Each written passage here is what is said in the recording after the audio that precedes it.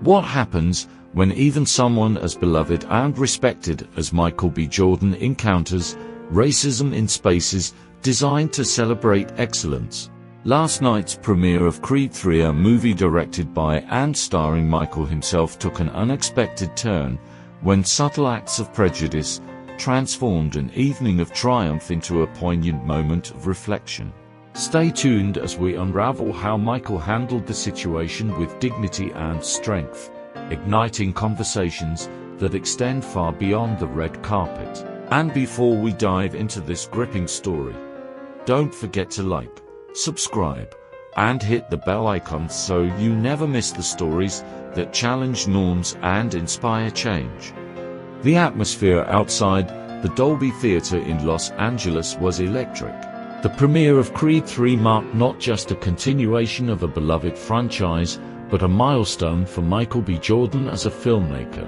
The streets were lined with fans, some clutching memorabilia from Michael's earlier work, posters of Black Panther and Fruitvale Station waving in the crisp night air.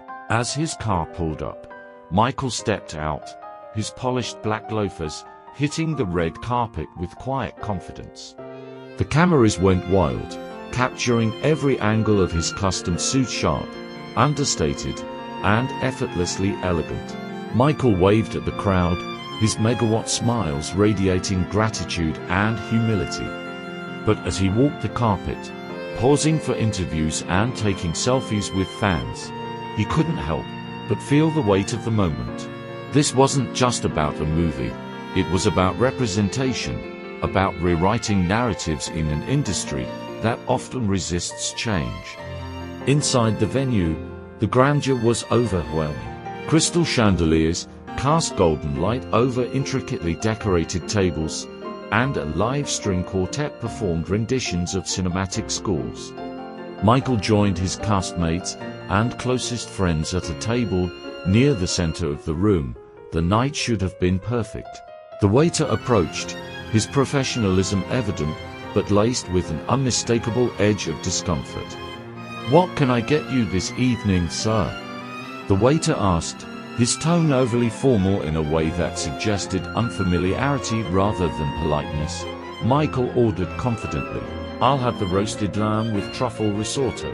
The waiter hesitated. "Would you like me to bring a wine list, or should I explain the pairings?"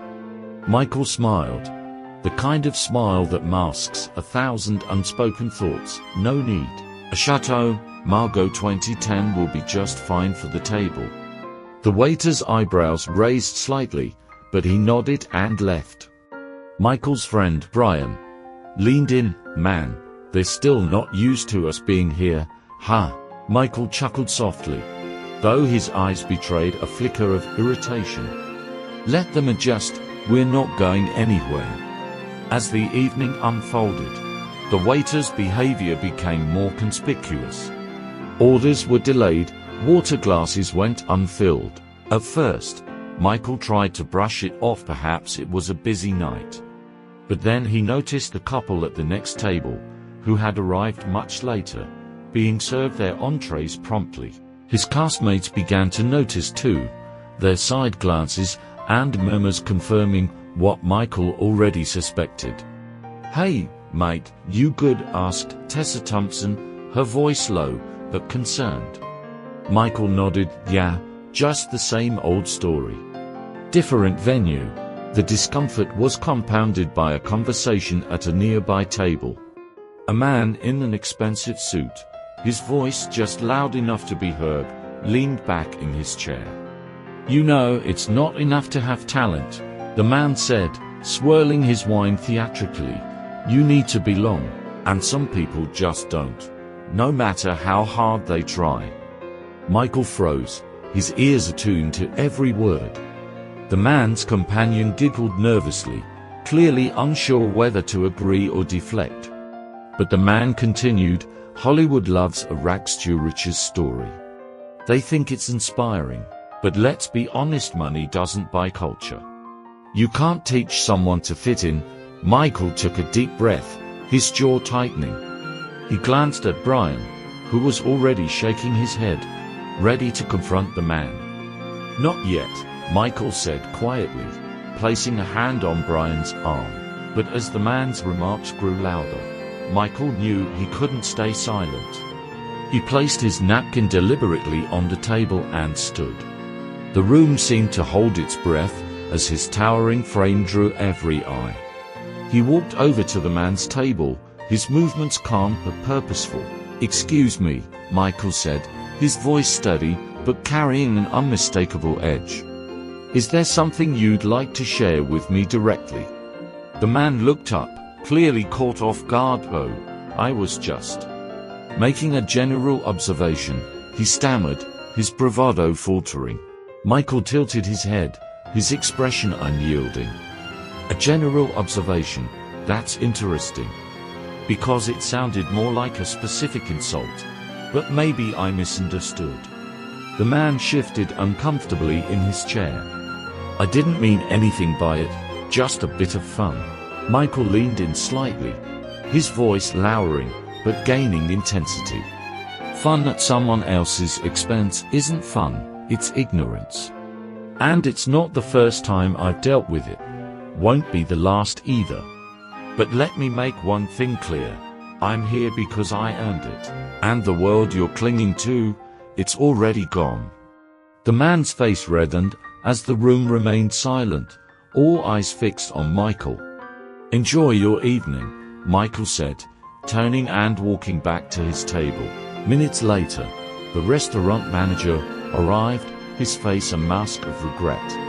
"Mr. Jordan, I want to sincerely apologize for any discomfort you've experienced tonight. Please know that this is not reflective of how we operate." Michael studied the manager, his expression unreadable. "Apologies are easy," he said, finally changes harder. "So what are you doing to ensure this doesn't happen again?" the manager stammered. "We'll review our policies immediately and conduct additional training. I promise you." Michael nodded. "Good, because respect isn't optional. Not for me, and not for anyone else who walks through your doors." That night, back in his hotel room, Michael sat by the window, the glow of the city lights illuminating his thoughtful expression. He opened his phone and began typing on Instagram. Tonight was a reminder that no matter how far you've come, prejudice can show up where you least expect it. But silence isn't the answer. Speak up, stand firm. Demand better, not just for yourself, but for those who don't have a voice.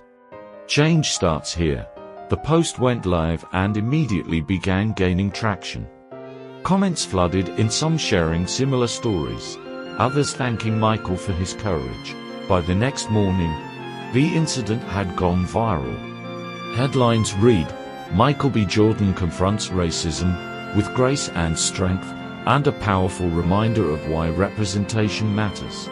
The restaurant issued a public statement, announcing plans to partner with diversity organizations to improve their training and ensure inclusivity. On social media, Michael's post sparked a broader conversation. Celebrities, fans, and everyday people shared their own experiences, creating a ripple effect that extended far beyond Hollywood. Months later, Michael stood on the set of his latest project, a historical drama about a black entrepreneur who built a thriving community in the face of systemic racism. The role felt deeply personal, a reflection of Michael's own journey and the legacy he wanted to leave behind. As the director called action, Michael stepped into character, his movements deliberate, his voice resonant with conviction. In that moment, he realized once again that his platform wasn't just a gift, it was a responsibility. The fight for equality was far from over, but Michael knew one thing for certain: as long as he had a voice, he would use it to challenge injustice and inspire change. Under the bright lights of the set, Michael stood tall, unshaken, a beacon of resilience and hope. Subscribe now for more emotionally engaging stories that challenge perspectives and inspire action. Let's make a difference together.